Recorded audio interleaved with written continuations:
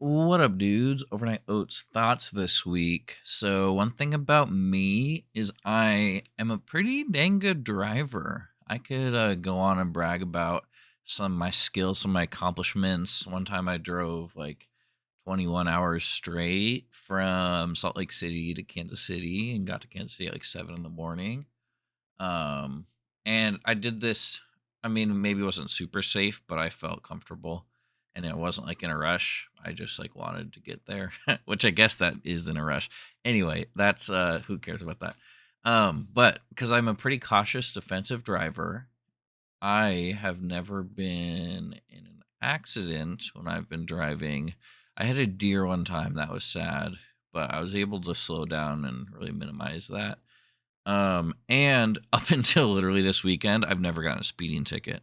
And this is all to say, um, I am a good driver, but it's also to say this thing just happened to me when I was driving home, and a little extra backstory added onto this.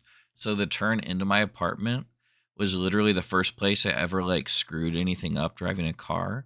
When I had my permit, it's one of those green lights with no like left or right turn light.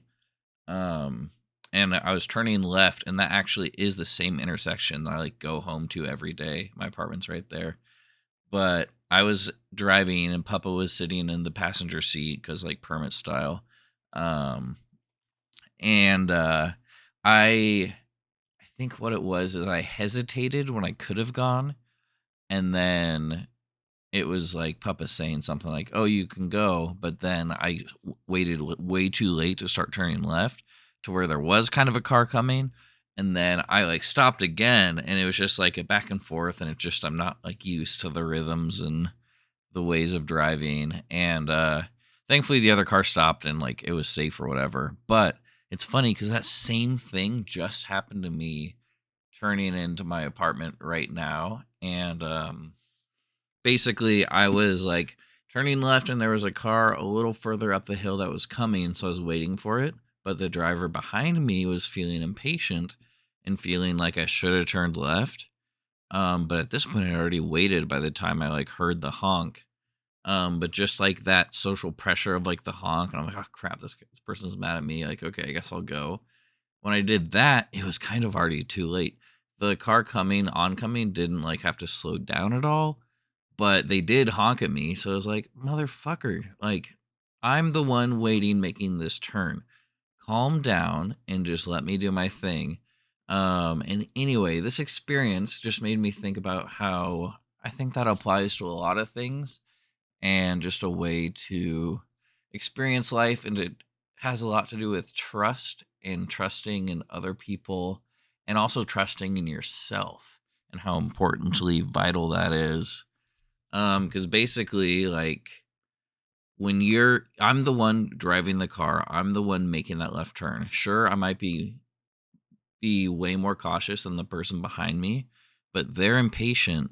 Their impatience doesn't matter. Like they can deal with it. Sometimes there's a little courtesy honk and it'll help you along. But this was one of those moments where a driver was even at the best read just trying to be helpful, but they actually made it more dangerous. It's like when someone is trying to let you in, but there's also another lane of traffic there. Like traffic rules are there for a reason. It's to have like the optimal flow going. And so sometimes people can make an unsafe situation by the way that they like let someone in or whatever. But anyway, this is probably just someone like heading home and impatient. And I do have a major pet peeve for impatient drivers. Like I do get kind of a sick joy when I see someone stuck in traffic that's having a really bad, no, not that, but if I see someone like super duper grumpy behind me that I'm going the speed limit, I do get a little like sly satisfaction, and then I'll just be like, okay, I'm really going the speed limit. I'm not going to go 5 over here. I definitely have a little bit of Schadenfreude there, and maybe that's rude of me, but impatient drivers can cause a lot of problems, and that's what this experience made me realize is like I didn't trust in myself. I kind of just gave in to whatever the person behind me was wanting me to do, and I just went and did it. um And that doesn't happen too often. I'm glad I do have a good amount of trust in myself, especially in the car, because you're like operating a big hunk of metal.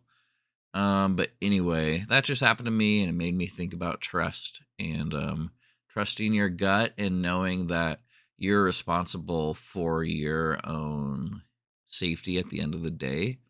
And there's obviously ways like we can make each other more safe, but yeah, keep on your toes and whatnot and trust your gut. All right, bye gang.